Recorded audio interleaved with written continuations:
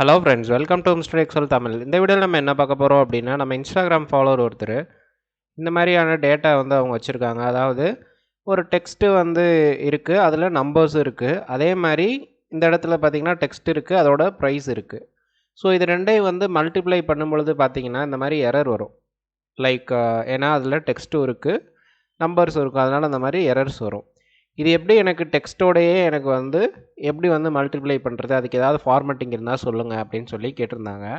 இப்போ இந்த இடத்துல பார்த்தீங்க அப்படின்னா நம்ம வந்துட்டு ஒரு ஃபார்மேட்டிங் பண்ணியிருக்கோம். ஸோ இந்த இடத்துல பார்த்தீங்கன்னா மல்டிப்ளை பண்ணும் பொழுது ஆட்டோமேட்டிக்காக வந்து நமக்கு வந்து வேல்யூ வந்து கிடச்சிருது. ஸோ இது எப்படி பண்ணலாம் அப்படின்னா, ஃபஸ்ட்டு நீங்கள் வந்து கஸ்டம் ஃபார்மேட்டிங், அதாவது இப்போ இந்த காலம் ஃபுல்லாகவே நமக்கு ஒரே ஃபார்மேட்டிங் தான். ஸோ என்ன பண்ணலாம் அப்படின்னா, இந்த நம்பர் ஃபார்மேட்டிங்கில் போய்ட்டு இங்கே வந்து கஸ்டமில் வந்து இந்த ஜென்ரல் இருக்குது பார்த்தீங்களா, இதுக்கப்புறம் வந்து டபுள் கொட்டேஷன் போட்டுக்கோங்க. இப்போது நமக்கு வேணும் அப்படின்றது என்னென்னா கேஜி. ஸோ கேஜி அப்படின்னு ஆட் பண்ணிக்கிறேன். திரும்ப ஒரு டபுள் கொட்டேஷன் போட்டு ஓகே கொடுத்துட்றேன்.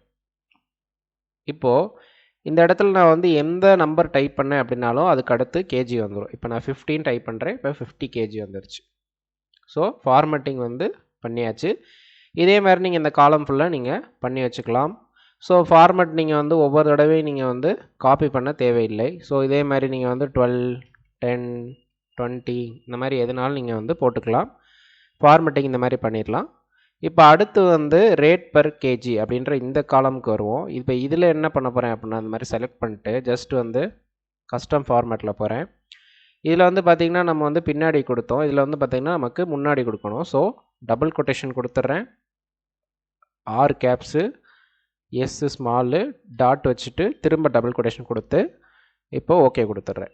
இப்போ இந்த இடத்துல பார்த்திங்கன்னா நான் இந்த வேல்யூ என்ட்ரு பண்ணுறேன் அப்படின்னாலுமே எனக்கு ருபீஸ் ஆட்டோமேட்டிக்காக வந்துடும்.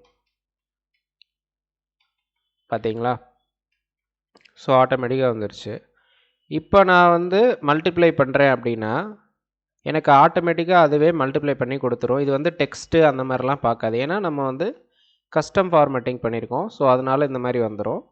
இப்போ இந்த மாதிரி கேஜின்னு வருது, அதுக்கு என்ன பண்ணுறது அப்படின்னா, இந்த மாதிரி வந்ததுக்கப்புறம் ஜஸ்ட்டு இந்த கஸ்டம் ஃபார்மேட்டில் போய் ஜென்ரல் அப்படின்னு மாற்றிட்டீங்க அப்படின்னா உங்களுக்கு உண்டான வேல்யூ வந்து ஈஸியாக கிடச்சிரும். ஸோ இந்த வீடியோ உங்களுக்கு ஹெல்ப்ஃபுல்லாக இருந்துச்சு அப்படின்னா லைக் பண்ணுங்கள், டவுட் இருந்துச்சுன்னா கமெண்ட் பண்ணுங்கள், நம்ம சேனலுக்கு மறக்காமல் சப்ஸ்கிரைப் பண்ணிடுங்க. தேங்க்யூ ஃபார் வாட்சிங்.